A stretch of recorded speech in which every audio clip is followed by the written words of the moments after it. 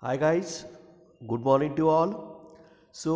In our previous lecture, we have started quantitative biology, and in that we have covered basic thing regarding biostatistics as well as statistics, and we have gone through syllabus. In today's lecture, we'll start with data. So, as far as data is concerned, it is the most important thing in case of statics or biostatics is concerned, because if data is not there, so the techniques and tools of array of statics, they have no useful meaning. They are of no use. Okay, so data is the most essential thing if you want to proceed, if you want to carry experiments in biostatistics or statistics also. So you can say that data is raw material for statistical tools, and if data is not properly collected or if it is improper, then after application of statistical tool, the conclusion or the valid information we draw, it is again it shows mistakes if there are mistakes in data. So proper data collection is important as far as statistics is concerned, and it is raw material for statistical tools as well as techniques. So data collection is the most important and primary step in statistical analysis. So we'll see what is meant by data, then what types of data are there, and how these data they are collected. Okay, so let's start. So data is collection of observations expressed in numerical figures. So simply data means collection of facts. It may be and it may be numerical, or it may be in the form of facts.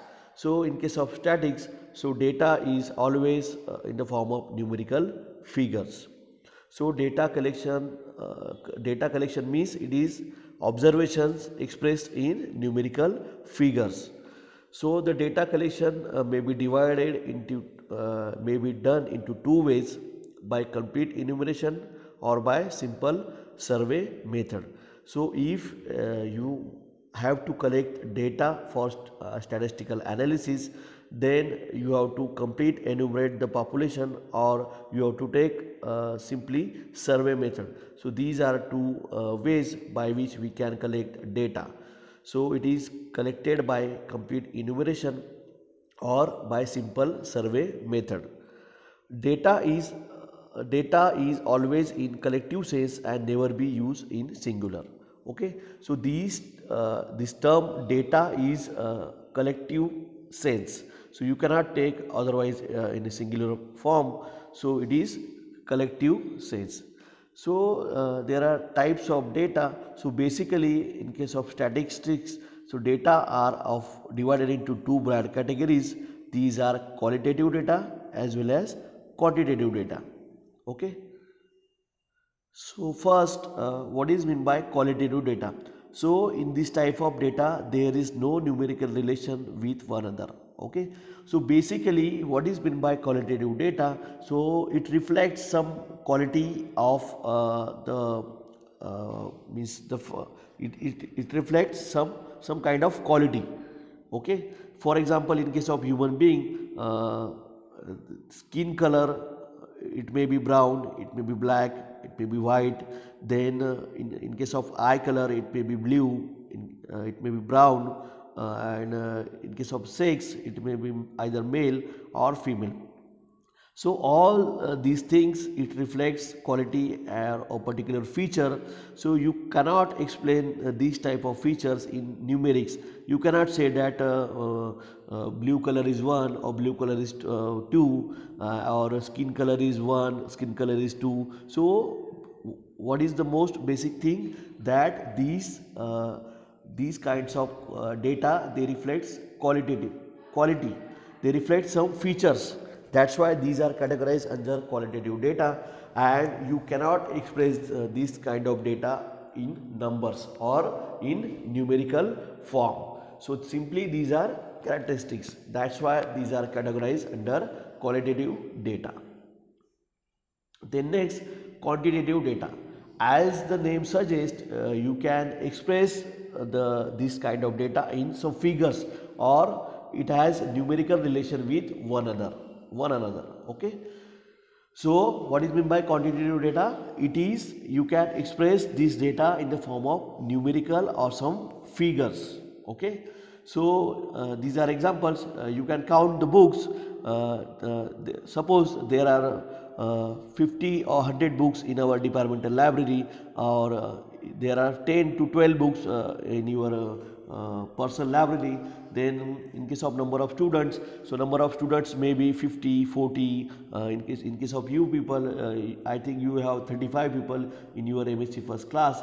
So these are examples of quantitative data. Means what? You can express this kind of data in some numerical figures or numbers. Simply you can express this kind of data in numbers. So now it may be continuous or discrete. This is the one important thing as far as quantitative data is concerned. So it may be continuous or discrete. So what is mean by continuous or discrete? We'll see in next slide. So these are examples of continuous as well as discrete data, especially quantitative data. So what is meant by discrete? In case of number of books, number of students. So you can express these things in whole numbers. These numbers are always complete numbers. You cannot say that 1.5 book and 2.5 book and 3 and 4 book. So books are always they should be this kind of discrete things. Means you can explain only by complete numbers. Say for example, you have 50 books, you have 60 books, you have 100 books. So you cannot express decimal factor. You cannot say that I have 100 and 0.2 books, 100 and 0.5 books, 100 and 0.8 books. So the discrete data is always, it should have complete number. Then in case of number of students, so you can say that there are 50 students in my class, there are 60 students in my class, there are 45 students in my class. So all these are whole numbers. You cannot add decimal to these numbers. So you cannot say that I have 45.5 students in my class, I have 60.8 students in my class. So all discrete numbers, these are whole numbers. Then in case of continuous numbers, so these are have some decimal factors. So in case of height or weight of person, so in case of height you can say that my height is 5.5 inches, my height is 5.6, my height is 5.8. In case of weight also, you can say my weight is 40 kilo, my weight is 50 kilo, even my weight is 50.5 kg. So you can add decimal fractions in these numbers. Is it clear? So what is meant by discrete? So discrete data, it is always expressed in whole numbers. You cannot add decimal factors. And in case of continuous number, you can this kind of data or this kind of numbers, they may be in decimal fractions. Okay. So besides whole number, you can add decimal factors in these kind of continuous data or continuous quantitative data. Okay. Then these are basic features and comparative chart that is showing qualitative as well as quantitative data. So in case of qualitative data, the first characteristic is that it is always discrete. So qualitative data is always discrete, means that you can express this kind of data in whole numbers. Okay, you can you have to always express this kind of qualitative data in discrete form. Then second thing in case of qualitative data is that it has no magnitude. So you cannot measure skin color or eye color in numbers. So we have seen these examples of skin color. It may be brown, it may be black, it may be white. So you cannot express these facts in numbers. Okay. So that's why this kind of data has no magnitude. Then third, person with same character are counted from groups. Okay, so persons with same character are counted to form groups. Okay, so results are expressed in ratio or proportion. So in case of qualitative data, the results they are expressed in ratio or qualitative data. Then in case of quantitative data, it may be discrete or continuous. Okay, the numbers in case of quantitative data, they may be continuous or discrete. Okay, continuous means it can be expressed in whole numbers, or you may add some decimal fractions. Okay, it is always have magnitude. So quantitative data always express in numbers. You cannot express the quantitative data in characteristics. So it is always expressed in some numbers. It may be whole or it may be in decimal fraction. Then it can be arranged both by character as well as frequency, and such a data are analyzed through statistical methods, example mean, median, mode and standard deviation. So these are basic facts and comparative properties between two data, that is qualitative data as well as quantitative data. So according to source of data collection, data may be classified as primary data or secondary data. So primary data, in case it is directly collected from field or directly collected from experiment, and in case of secondary data, it can be obtained from primary data or review. Okay, so primary data, suppose I told you to conduct a survey that how many students are in your class or how many students are in your college. So what will you do? You will plan survey, and you will collect the information by taking survey, and this is primary data. Again, second example, I told you to collect samples from your field, suppose for example agriculture field. So then what will you do? You will go to that particular field and you will collect sample. So this is primary data. Okay, then secondary data, so it is obtained from primary data. So this is somewhat you can say that this is processed primary data. Secondary data is nothing but it is processed primary data. So you can obtain it from research paper, you can obtain it from websites, you can obtain it from some any other sources. Suppose you want to know how many people of your premises they are eligible for for conducting or taking votes, or how many people they are eligible for elections, means they can give their vote. So what you will do, you can simply go to website of election commission, and from there you can draw a list. So this is what secondary data is, means this kind of data is already available, and you can easily retrieve that data from respective websites and other things. But in case of primary data, it is you should collect it in primary things. So you should collect this data from directly from field, or you should collect this kind of data by performing direct experiments. So suppose I told you to calculate a growth curve of E. coli.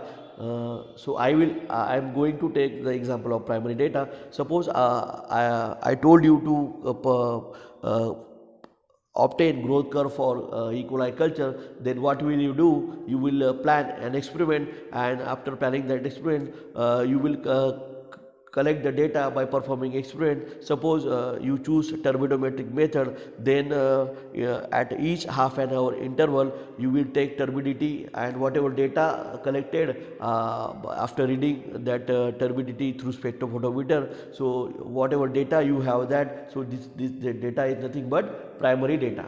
Okay, so these are the two basic differences between primary data as well as secondary data. So these are categories based on sources of data that is collected.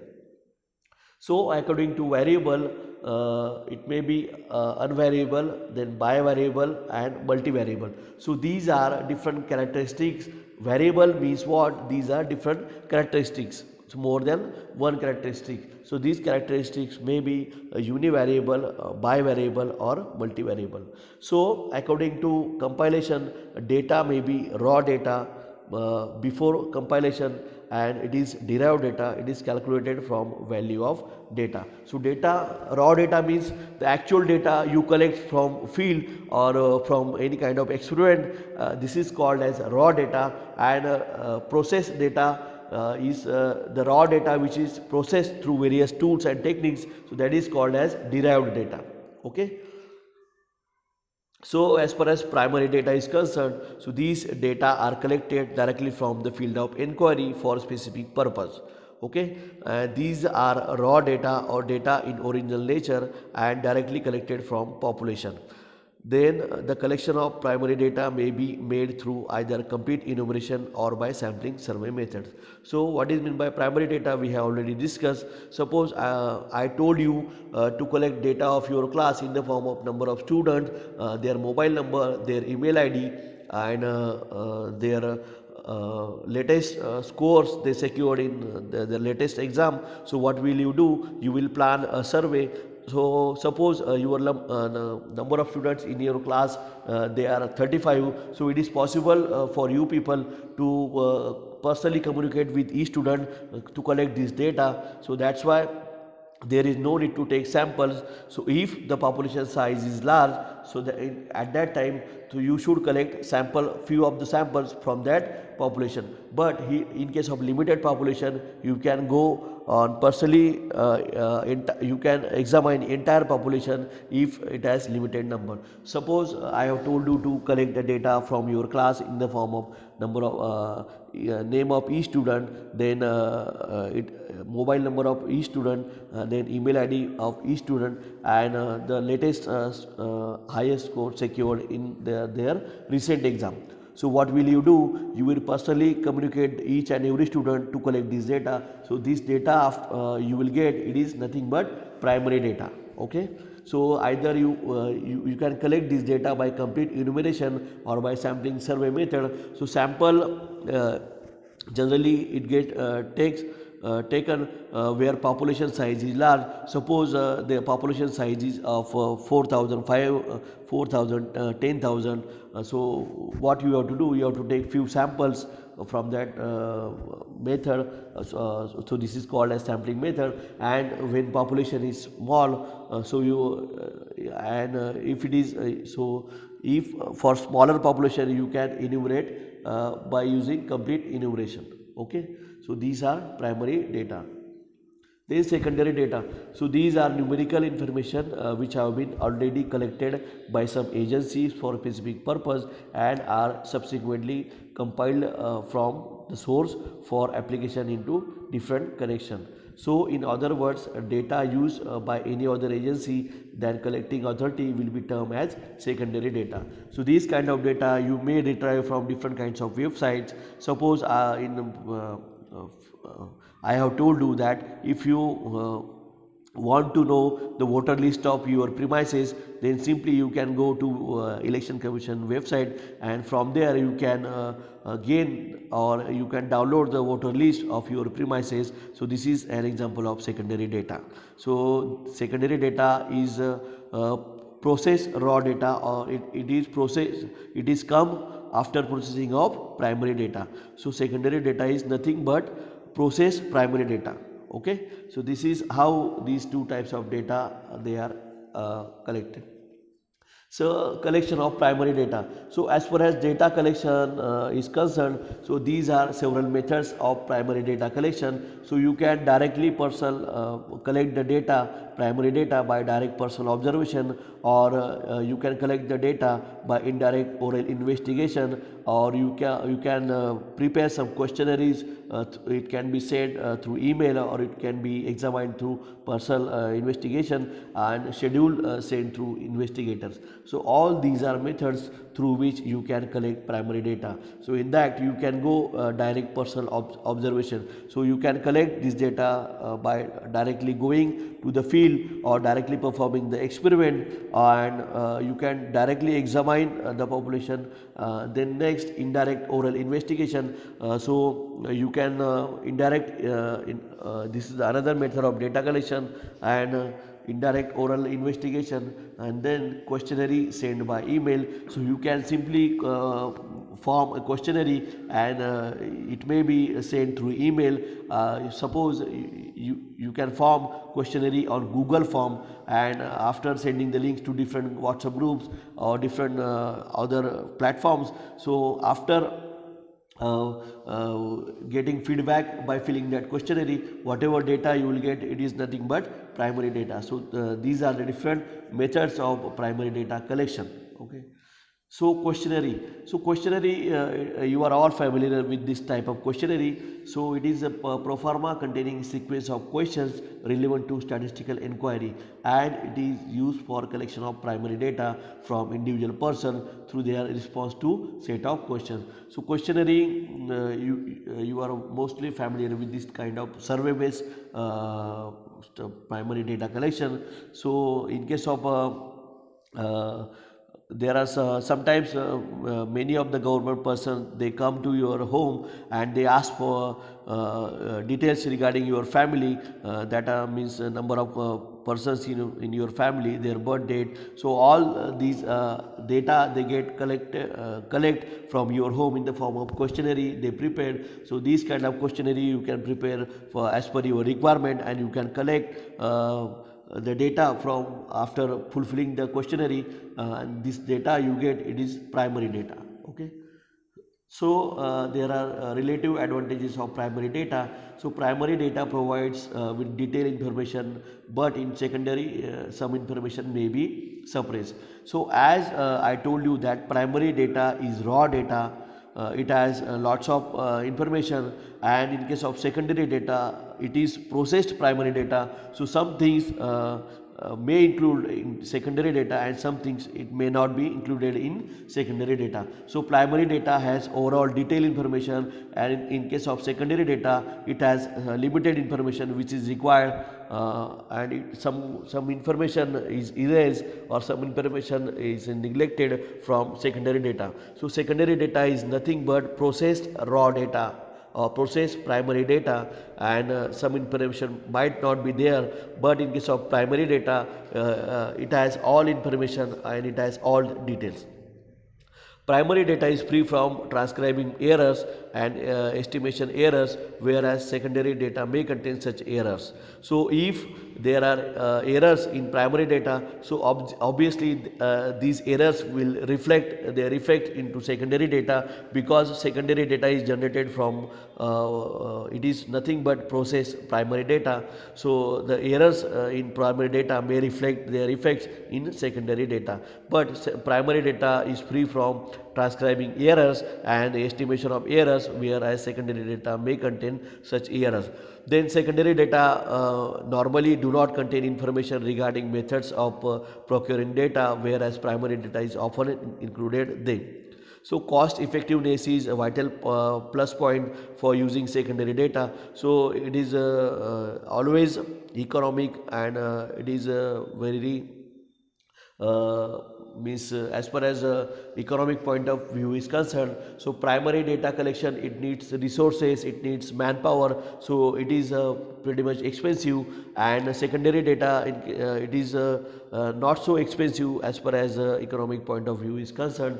So thus time, cost, suitability and accuracy are essential factors whether we use primary or secondary data. So this is overall information regarding data. We'll continue with the remaining facts and other information regarding this data. So thanks for this lecture, and if you are facing any problem while understanding these topics, so please text me personally, or text me or you can write simply in comment box. So thanks.